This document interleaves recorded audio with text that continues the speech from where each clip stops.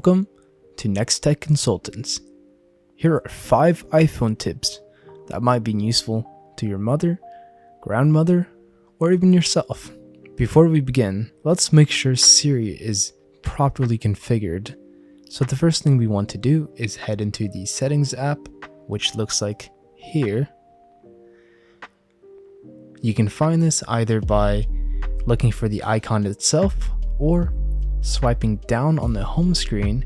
Simply put your thumb right in the middle of the screen and then hold and swipe down. Boom, you're in the settings. Scroll down until you see Siri in search, like that. So I do like to turn on Hey Siri, or you can also just press the side button, which is the power button for Siri. On older iPhones, you may remember them, but they have home buttons. That's how you turn on Siri the old way.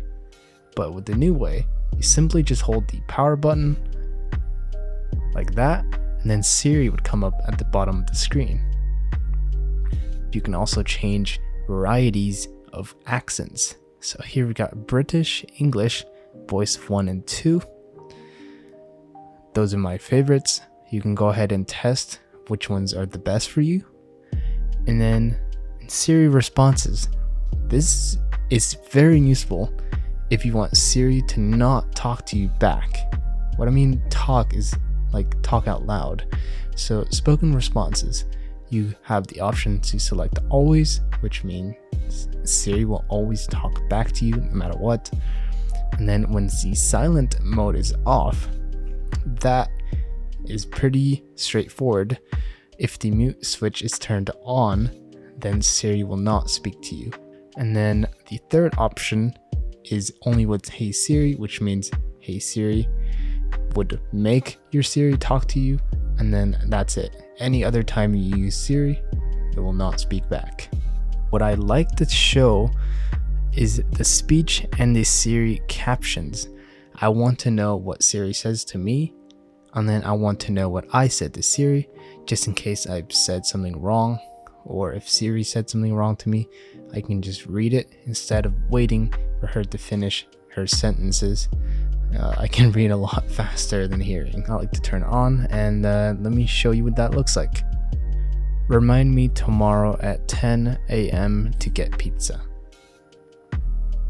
You can see here at the bottom, it will show what Siri says to you and then what you said to Siri. So what Siri said to you is in the bluish text, and then what you said to Siri is of course in the gray text. Now once Siri is properly configured, this is the fun part. Your mother is probably a very busy woman, and if you just show her that you can use Siri reminders just simply by saying Hey Siri and then reminding me to do something. So for example, Hey Siri, remind me to pick up the kids tomorrow at 1 o'clock. So now, tomorrow, she will need to pick up the kids. Same thing would apply to calendars. Hey Siri, put my son's soccer tournament for this next upcoming Friday. 7 o'clock. And there we go. My son's soccer tournament is on Friday, May 13th at 7 to 8. Okay, moving on. A super underrated feature is the control center. Just holding down on the top right corner of the screen and then dragging it down will give you the control center. Here, there are so many things you can add. So by default, I believe you just get the flashlight, the timer, calculator, and then the camera. But you can also add things like record the screen over here, low power mode. You can set your alarm, and of course you can open your Apple Pay.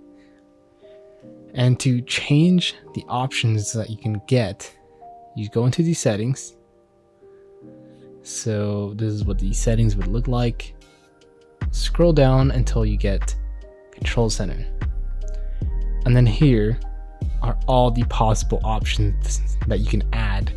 So let's say you have an Apple TV, so you click the plus sign and now you have added it into the control center.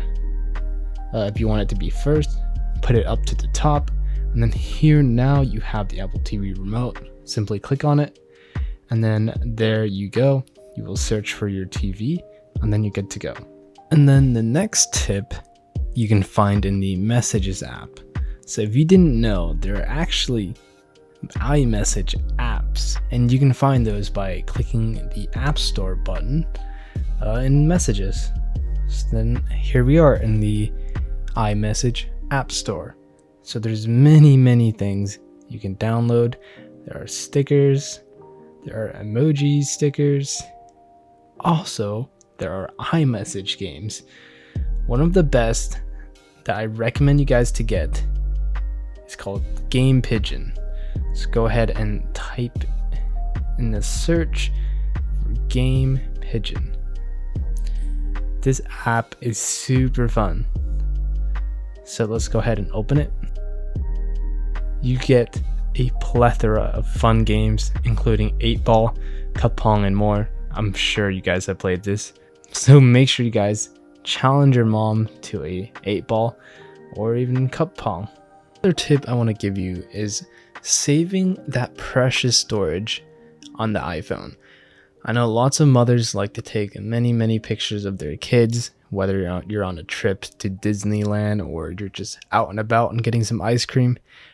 Moms tend to take a crap ton of photos, so in order to save some space, we want to go into the settings, scrolling down into the camera section, and then here in the record video, just take a look at the bottom text. A quick minute of 720p HD recording will only take 40 megabytes, while a 4K 60 frames per second, so insanely detailed footage at 60 frames per second, so smooth footage, is a whopping 400 megabytes.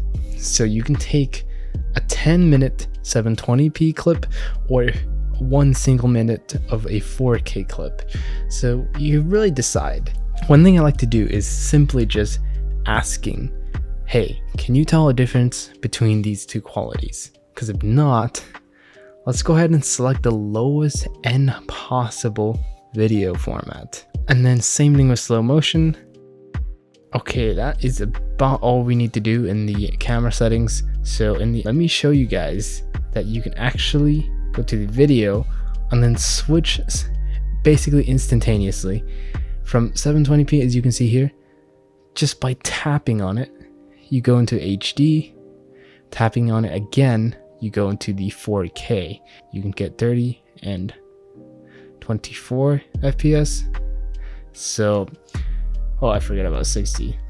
So you get 4K 60, 4K 24, which is best for cinematic footage in the dark. So your mother probably doesn't have to deal with that. So I would just keep the 30 frames per second at 720p, and they probably wouldn't notice.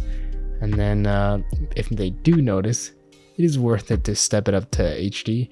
And I believe 4K is just overkill. We definitely do not need that. Also, one final option is to disable live photos. So that icon in the top right corner of the screen is the live photos icon. Every time you take a photo, the iPhone will take a video, a short video, and that's what they call a live photo. I think 99% of the time you don't want a live photo, and if you do, you would just take a video anyway. So I would say it's pretty safe to turn that off and save that extra storage. Okay, here is the last feature I want to show you guys. So this is in the camera app, and the new feature you guys might not know about is scanning text. As you can see in the bottom right corner, there's a little circle and then a little rectangle or square, I guess, with some line squiggles. That means that you can actually find text and then copy it like any other like web page or notes or something. This is really cool because I can copy all of this, and now I can go into the Notes app, and then I can simply paste whatever I just copied, and it works pretty well. I'm pretty amazed. And you can go ahead and just copy and paste and send it in iMessage.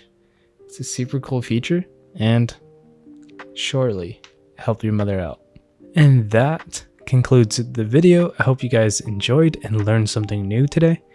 If you have any tech questions, especially if you run a business, make sure to subscribe and check out our other videos, and or ask us your business questions at support@nexttechconsultants.com. You can also just visit us at nexttechconsultants.com. Appreciate you guys' time, and goodbye.